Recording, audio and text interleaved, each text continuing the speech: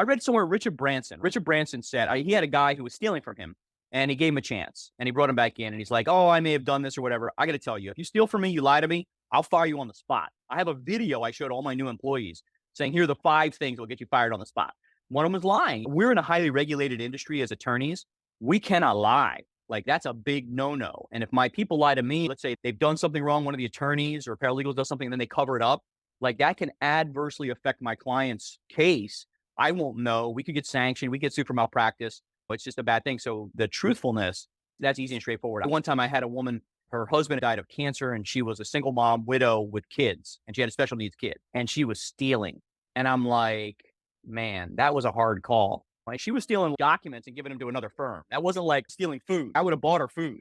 She was stealing documents. We fired her and she went and then stole the rest of the documents and tried to go and sell them to another firm. Then she went and talked to a pastor of my church and said, I'm an evil person. Seriously, no lie. I'm like, okay, now I know. So those early fires were easy. It's the fires now where somebody's just not meeting the numbers and you try and find out if they don't share with you if they're going through a personal issue. Now, I've got a guy, he had pancreatitis, like really bad, and went septic and stuff. We're going to carry him. We kept him at full salary and everything. I want to help if I can. He can't help that. He's ill. Someday, hopefully, if I ever get ill, then my people will keep working hard and not take advantage of the situation. And I want to support him and his family. So we're there if somebody's got a real legit problem. But a lot of times a legit problem becomes an issue. There's an evolution of having to make the hard call in a business. And the evolution starts early on. It's hard because your emotions are involved. But then you get enough experience where you realize that you've made a tough call. It was the right call, but it's still going to hurt. It's going to hurt you. If you have a high level of empathy as a leader, and most leaders have a high level of empathy, it's going to hurt, but you've got to make those tough calls. And at the early stages for us, it was very easy. People were not doing their job. They lied. I had some guy who stole a bunch of burritos out of the lunchroom, stole some other people's lunches. Like legit, that's not even a hard call. Somebody who clocks in and then goes and walks across the street and goes for on a coffee break while they're clocked. I mean, those are easy calls. That's not hard. The harder calls are where somebody just messed up. And I usually don't fire people if they make a mistake. Now, if it's a mistake, I said, hey, do this right now. And then they don't do it. And they said they did it. Yeah, I fired a guy one time for that. It compromised a client's case and it was a bad one on me. And I didn't want to fire him, but I said, listen, I got to let you go because I told you to do something. You didn't do it. It's going to impact clients in the future. If I continue to have you here, I've got to let you go. And that was hard for me. So that's on the spectrum. I can tell you some outrageous stories. Employers get a bad rap oftentimes about how they don't treat people. But let me tell you, some stuff that's been done to us, my wife and I, is awful. A lot of stealing, like people have access to finances or they submit false bills, things like that. I could tell you 100 stories about stuff like that. And every year we get smarter and we have more and more controls.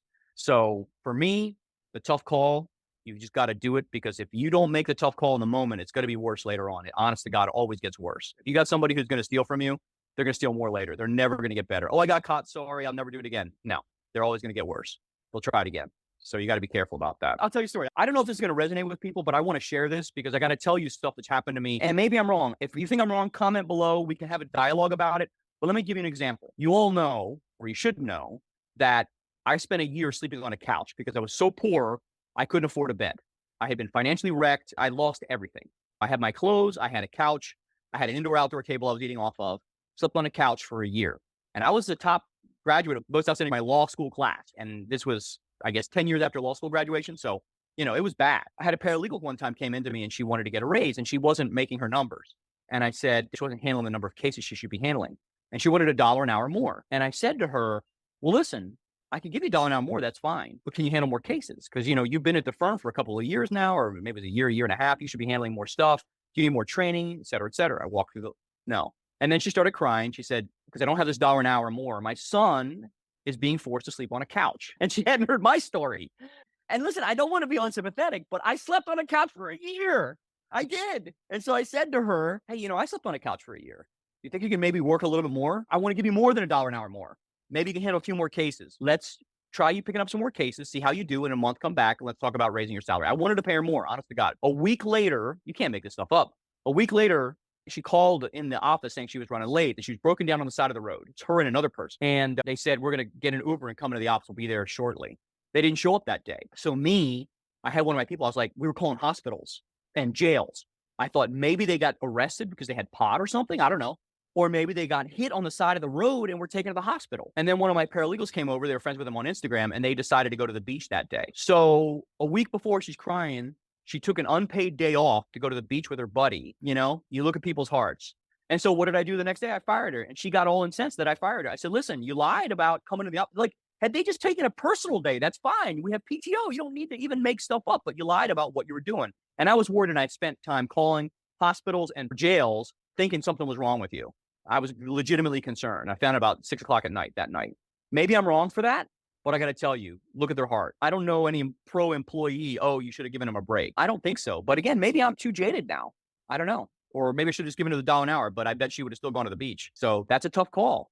But I was pretty furious by that next day. If you have anything to say, comment below. Look forward to hearing from you.